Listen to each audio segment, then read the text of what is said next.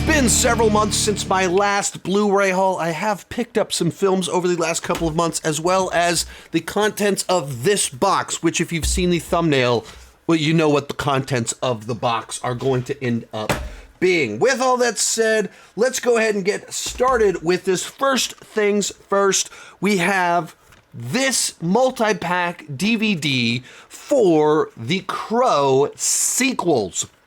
Crow City of Angels, Crow Salvation, the one with Kirsten Dunst, and The Crow Wicked Prayer, the one starring Edward Furlong.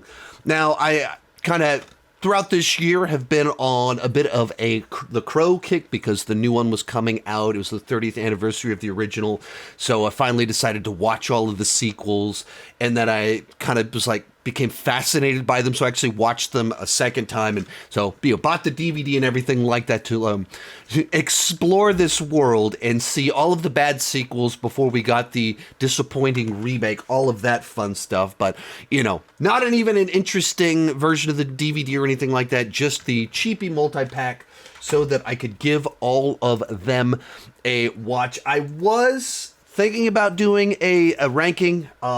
I watched all of them. I wrote some notes, but it's one of those ones where I just don't know that enough people have actually watched The Crow Wicked Prayer that there was any interest. And then, the remake was just dead on arrival. So I was like, I just don't know that this is going anywhere. So I at least entertained myself watching several bad Crow sequels. Next up, we've got the Blu-ray for Red Sonia. This is the movie starring Brigitte Nielsen as Red Sonia, where Arnold Schwarzenegger was only supposed to be in a cameo, and then they were like, well, you're a big star now, so then they tried to hold on to him as long as possible, so his little cameo got extended into a supporting role in the film, and essentially he's playing a version of Conan, but they didn't call the character Conan for some reason. It's all bizarre, but of course, on the poster itself and the cover art, he is dramatically bigger than the title character because, well, he was the much bigger star. And if you put that on the cover of something, you make people go, oh, that's kind of like I bet he's playing Conan. Though he is not, though it's Red Sonia, so he should be playing Conan. Very bizarre stuff. Not a particularly good movie, but whenever I'm doing my Conan rewatches, now I have Red Sonia to kind of tack on as the non-Conan movie. All right, next up, we've got a bunch of John Woo movies. So last month came out the remake of The Killer on Peacock, which John Woo remade his own film, The Killer, and so I decided to finally get another copy of The Killer. So I used to have all these movies that I bought on DVD, but back in December of 2007, I was robbed, and I had hundreds of DVDs stolen from me, as well as computers, recorded guitars. It was horrible. But I had my John Woo movies stolen from me, and I never actually replaced them. And as it turns out, they're actually not very easy to get a hold of, or they're not. The distribution is very poor. So even buying an old DVD was rather expensive, and the Blu-rays like over $50. So that's why on some of these I only went with the DVD just as a mild cost-saving measure. But so pick this one up. I hadn't watched it in a long time. And it was just as good as I remembered. In certain senses, better than I remembered, because when I was obsessed with John Woo movies in my late teens, early 20s, I just cared about the fact that they had the coolest gunfights I'd ever seen. And then as you watch them, in a different phase in life, you connect with all the other stuff about the plot, the tragedy, the focus on male friendship, and all this stuff that you feel like is lacking from Hollywood movies, and it was there in The Killer. Next up, we've got A Better Tomorrow. This is the movie that really launched John Woo's career and kind of made him, this very popular director doing these heroic bloodshed films, his big shootout films that led to The Killer. So we did A Better Tomorrow. That was also the movie that propelled Chow Yun-fat into movie stardom, and continued doing a bunch of these gun movies until he transitioned over to Hollywood for a little bit. But kicked off with A Better Tomorrow, and you kind of had the three big famous ones are The Killer, A Better Tomorrow, and Hard Boiled. Each of them, I think, in their own ways, has a thing about them that I like the most. And so then I like this one the most because of the nature of these characters that are just committed to each other, the relationship between these lead guys, and the arc for Chow Yun-fat's character Mark, and it really enjoyed that about this one. This one I actually got in Blu-ray. And then there's A Better Tomorrow 2, which the shootout in the end of it is the most insane gunfight in a movie like ever, with this insane body count, so many bullets fired, so many blood squibs exploding all over the place. The movie overall, I've never been crazy about it, but boy does it end with an incredible shootout.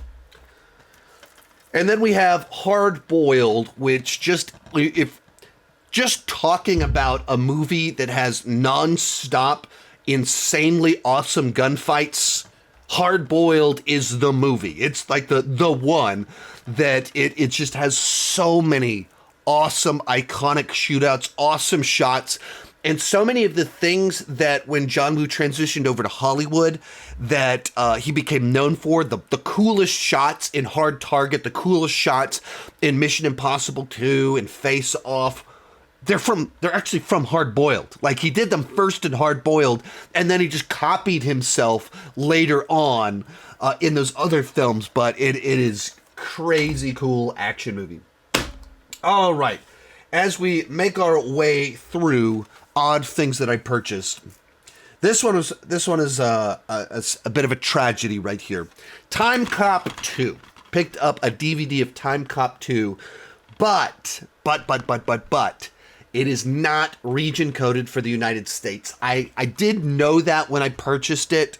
I did roll the dice a little bit. It wasn't terribly expensive, and I thought I'll give it a chance. My PlayStation 4 over here is pretty good at playing a lot of European coded DVDs and Blu-rays. This one, it did not work. I did do the research on it. I can convert my PlayStation 4 so many times. I would be able to watch it one time, basically, and then I have to convert my player back.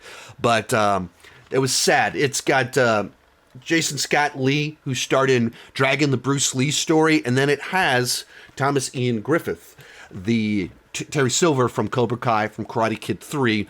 And so one of these movies that it's a Van Damme franchise starring two guys that I felt like their careers never took off as big as they should have. I have it now, but I can't quite watch it.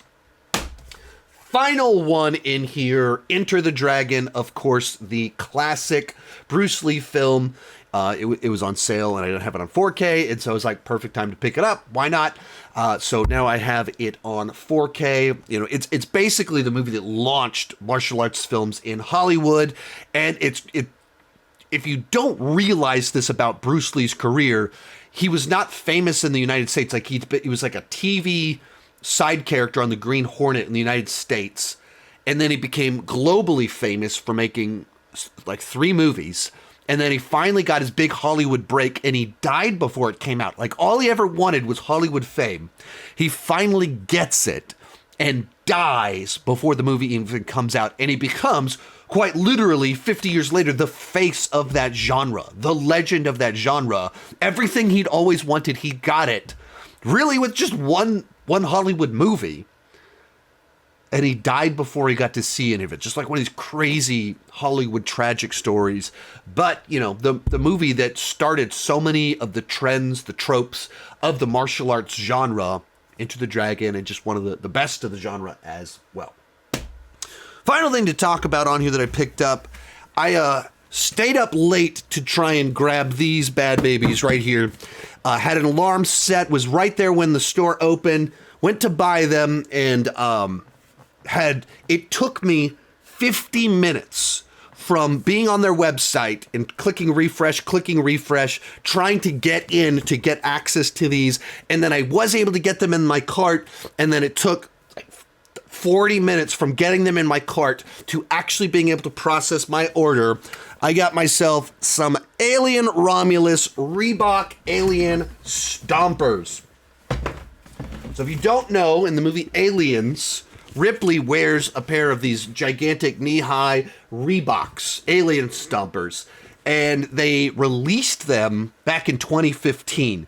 And they sold out in 10 seconds. And so if you wanted to buy them, they were extraordinarily expensive. So finally, they were launching a new line of Alien Stompers for the new movie. If you watch the new film, the characters are seen wearing these Alien Stompers, Reebok, and they even have the Weyland-Yutani logo on the tongue right there. I don't know if you can see it right there, but true Alien products that are used to kill aliens, and I finally have a pair of them to enjoy and feel like I'm living in the alien universe and could kill aliens. All right, that's what I picked up. What did you guys pick up? Let me know down below, and keep talking movies and TV too much. Bye-bye.